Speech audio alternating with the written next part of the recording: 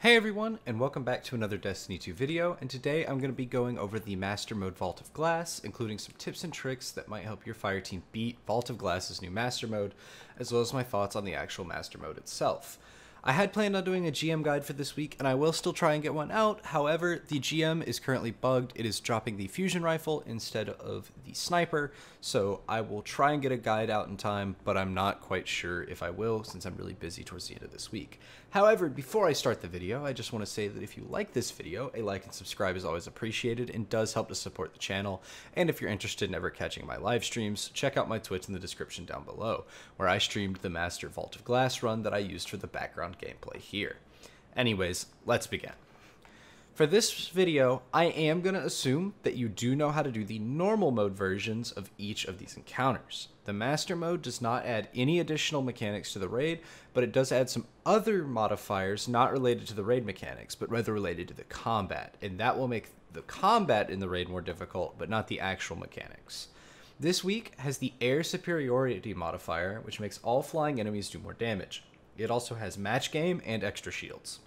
I'm assuming that Air Superiority is a weekly modifier, but that match game and extra shields is a permanent one.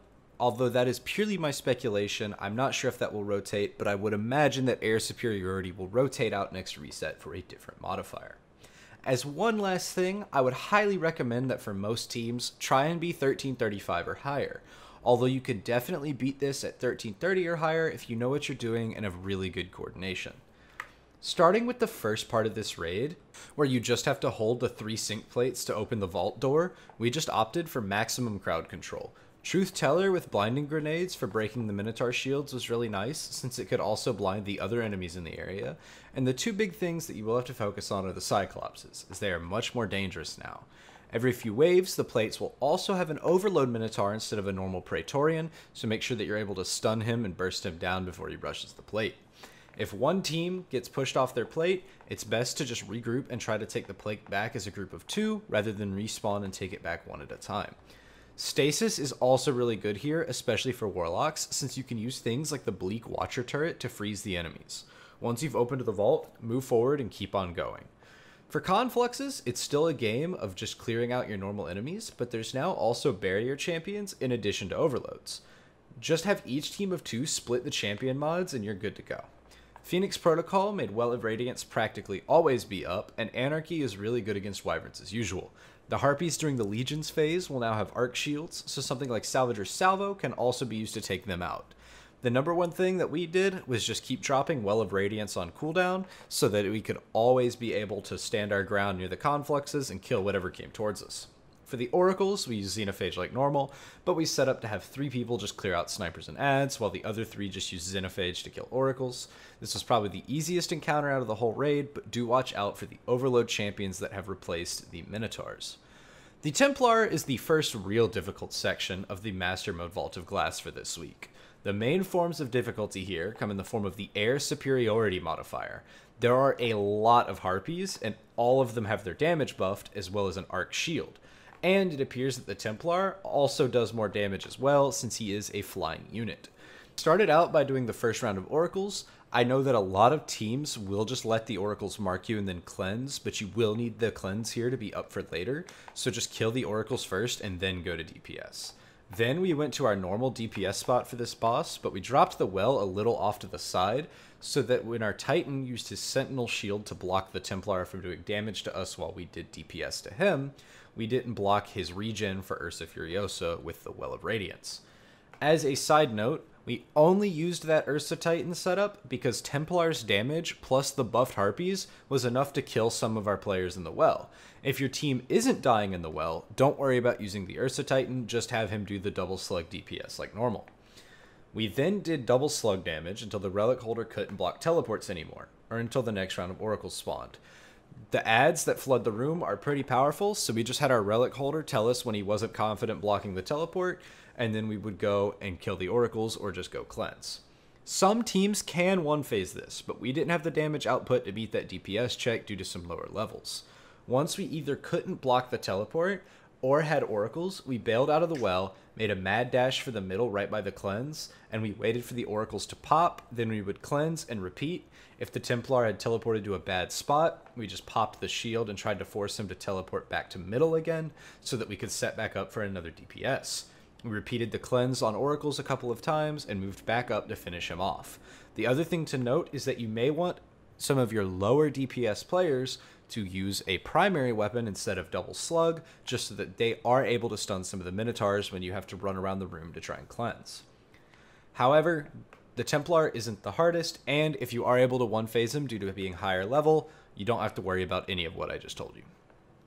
Gorgonz is literally the exact same, except that you may not be able to kill the Gorgonz with something like Wardcliff Coil due to their being a higher level, and the Gorgonz will also spawn with their arc shields already on, but if you can make it through the Gorgonz maze without getting spotted, it's not a problem. The Gatekeepers, however, is simultaneously much easier and much harder part of the raid than the Templar was. The only reason I say this is because the actual encounter for Gatekeepers isn't too bad. It's just a little harder in terms of combat, but the reason that I say that it is harder than Templar is due to the fact that you have to complete the challenge in order to get the time-lost weapon from this week, which is the rocket launcher, Haze and Vengeance. You don't have to complete the challenge to beat the encounter, but you won't get the time-lost weapon, which is really the only reason for running the Master Mode VOG. So, without successfully completing the challenge, you can't get the time-lost variant of the rocket, and you might as well just play normal mode at that point to get it done faster with the same amount of loot. This challenge is not too bad on its own, as the Wyvern and the Praetorian just have to die within a few seconds of each other, in either the Venus or Mars portal, depending on where they spawn. But the problem is that due to the increased combat difficulty, having to leave the Wyvern and the Minotaur alive for longer makes staying inside the portal much, much harder than it otherwise would be. For this part, we all ran Overload Submachine Gun with either Salvager's Salvo or a good Deafening Whisper from the Wrathborn hunts, as well as Anarchy. And we used Stasis Warlock subclasses, except for our one player on a Titan who ran Thunder Crash. The main reason for this was that we could control the adds with this loadout without having to constantly peek them all the time. Stasis was key too, since you can actually freeze both the Wyvern and the Praetorian to stop them from moving down the stairs and sacrificing.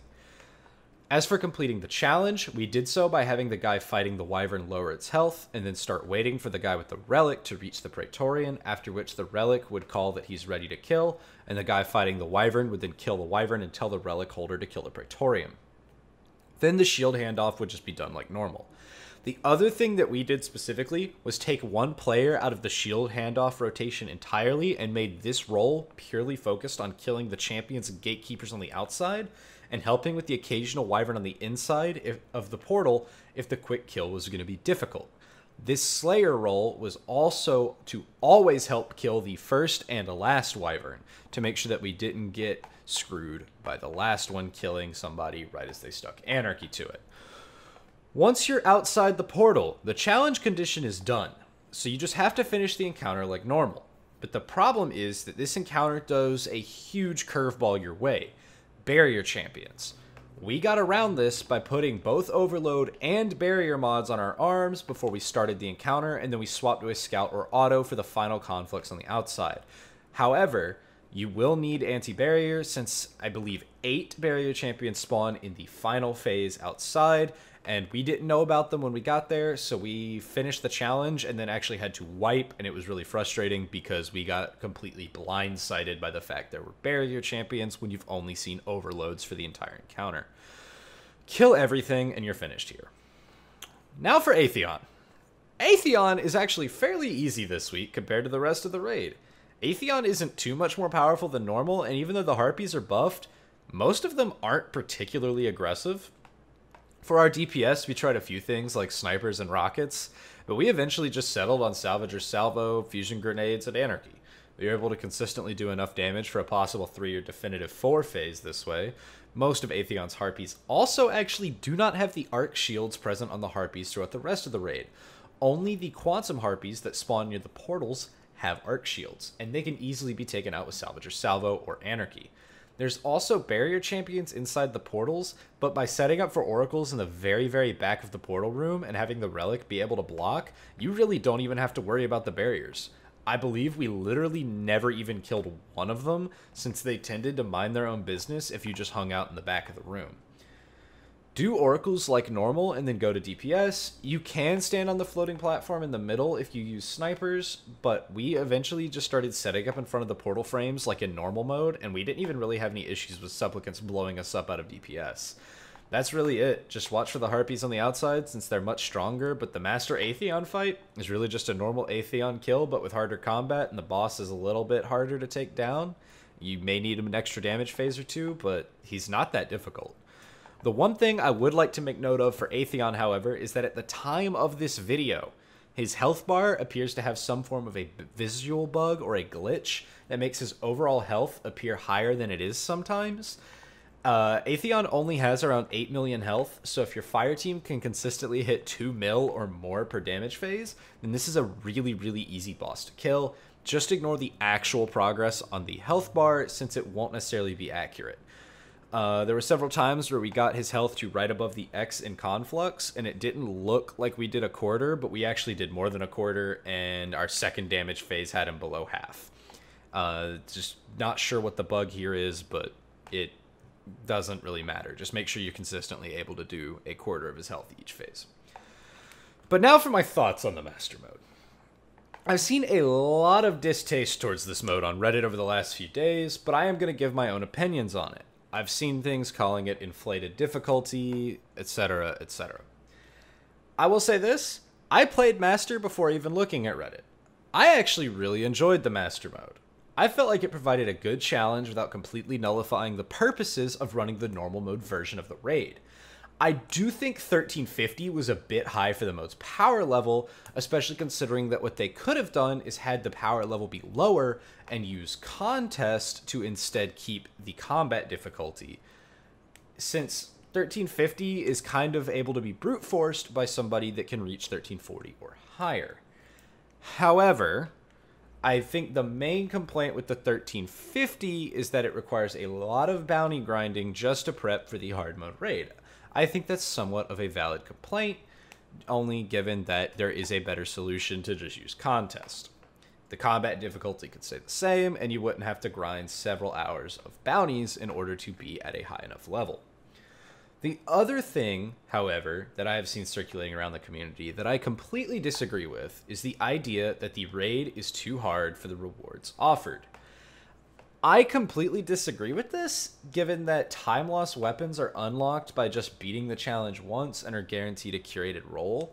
For example, a time lost Hazen Vengeance will always roll with Overflow and Cluster Bombs, and Overflow is one of the best perks on this rocket, so pretty much any roll, it already has a good first column perk. Then you get another first column perk for a chance at something like Impulse Amplifier, Auto-Loading Holster, or Tracking Module. And you get to roll another second column perk looking for Vorpal or Lasting Impression. For the Overflow Vorpal roll that most people really, really want, it's a 20% drop chance. On top of that, I know that the time loss weapons aren't the biggest upgrades to the normal version of these weapons, but Bungie has made it pretty clear in the past that Adept or time loss weapons are meant to be more of a flex than a true upgrade to the weapon in general. The time lost Hazen does not make the normal version obsolete, so for people that want a challenge to try and get this smaller reward of a time loss rocket and a small upgrade in the form of being able to slot Adept mods, specifically big ones for the Hazen, they are able to get that and socket it on this weapon. I think that as a whole, the Master Vault of Glass is a relatively good way to put more challenge into the raid outside of having to add more mechanics like previous hard modes. But again, Bungie has said that they no longer want to design different mechanics for higher difficulty raid modes. They're more happy to put things like the Adept versions of the raid weapons in. I don't really have a problem with that, since I do feel there is a small enough bonus on Adept weapons, but it doesn't completely make the normal mode obsolete. You don't have to get the Adept version of the rocket for the rocket to be good. People already really liked this rocket before the time lost version released. However, I know that a lot of people don't like the difficulty thing, and I will give the 1350 requiring a lot of bounties camp some credit, but I think that the argument that the rewards for Master don't justify the difficulty is a little bit of just frivolous complaints, although, again, it's no hate. If you do think that, you're entitled to your opinion. I just think that the time lost is a decent upgrade for the increased difficulty, as well as things like the ship, the cosmetics, and the ability to farm higher stat armor. However, if you did like this video, feel free to leave a like and subscribe, leave a comment, tell me what you liked about it. If you dislike it, leave a dislike, tell me in the comments what I can do better. If you'd like to see me stream live, where the background gameplay for this video was taken from, you can catch my Twitch channel, which will be linked in the description down below. And as always, everybody have a great day, good luck with your Master Vog runs, and I will see you guys in the next one. Later.